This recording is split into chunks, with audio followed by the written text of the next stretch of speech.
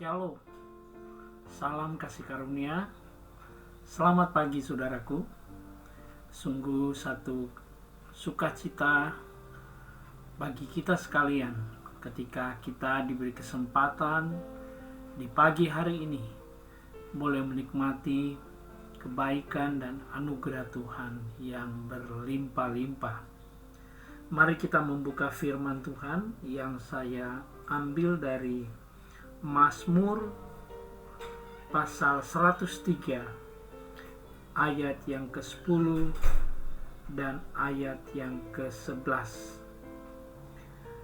Tidak dilakukannya kepada kita setimpal dengan dosa kita, dan tidak dibalasnya kepada kita setimpal dengan kesalahan kita. Tetapi setinggi langit di atas bumi, demikian besarnya kasih setianya atas orang-orang yang takut akan Dia. Saya tambahin ayat 12. Sejauh timur dari barat, demikian dijauhkannya daripada kita pelanggaran kita. Haleluya. Saudara kasih dalam Tuhan, tak terasa kita sudah berada di penghujung tahun 2020. Tahun yang mungkin bukan tahun yang ideal untuk bagi sebagian besar warga dunia ini. Kenapa saya katakan demikian? Karena kita tahu ada keadaan kejadian yang luar biasa sedang melanda bumi ini dengan adanya serangan atau menularnya penyakit yang hari-hari ini kita sedang berusaha untuk menghindar, yaitu COVID-19. Keadaan ini tentu bukanlah hal yang diharapkan, diinginkan. Bahkan ada sebagian orang yang memiliki keyakinan berpikir bahwa ini adalah hukuman atau bencana yang Tuhan lepaskan, yang Tuhan izinkan, yang Tuhan berikan kepada manusia. Benarkah demikian? Nah, saya ingin kita kembali kepada pembacaan di Mazmur 103 ini. Yang menuliskan ini tentu adalah orang yang sangat kita kenal di dalam Alkitab, yaitu seorang bernama Daud. Seorang tokoh yang sangat luar biasa. Sejak dari muda sampai masa tuanya, Daud adalah seorang raja dan seorang manusia biasa juga. Dari kehidupannya kita mendapati dia juga bukan manusia yang sempurna. Ada begitu banyak hal-hal yang dia sudah alami, bahkan pelanggaran, kesalahan. Bukan kesalahan yang kecil-kecil, tetapi justru kesalahan yang sangat fatal, di mana Alkitab menceritakan dia menginginkan istri orang lain dan dia membunuh suami dari wanita yang dia inginkan itu. Ini tentu adalah satu pelanggaran yang sangat luar biasa.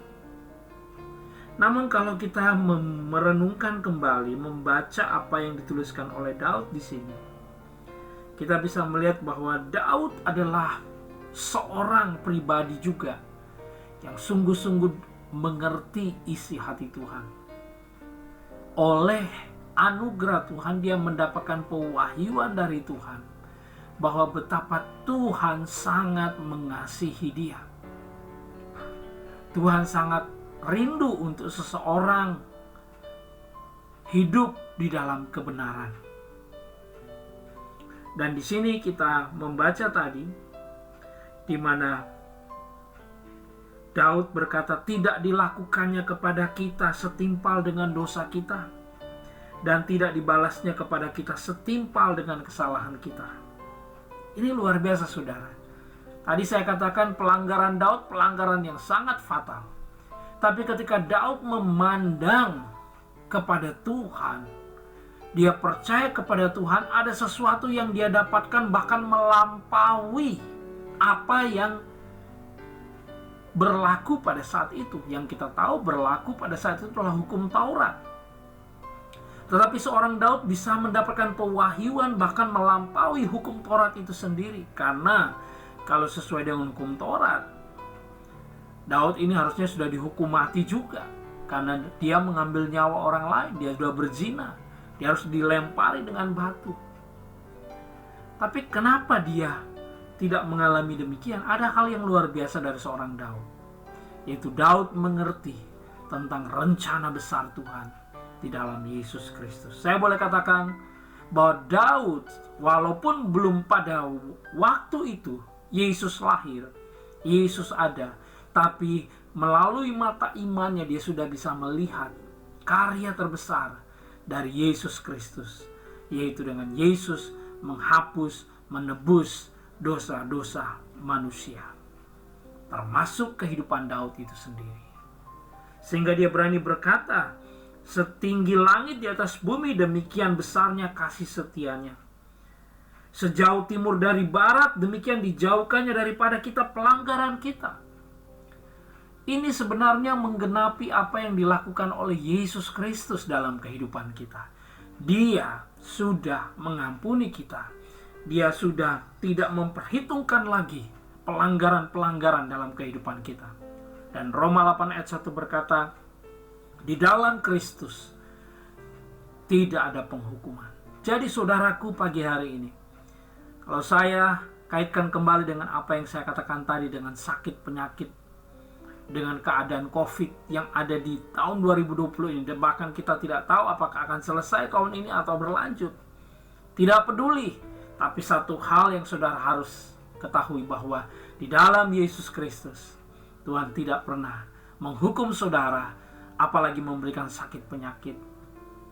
Sehingga kita harus berani mengatakan, sakit penyakit bukan dari Tuhan.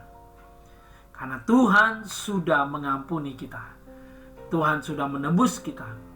Tuhan sudah menerima kita sebagai anak-anaknya. Dia sangat mengasihi kita. Sama seperti yang disampaikan oleh Daud.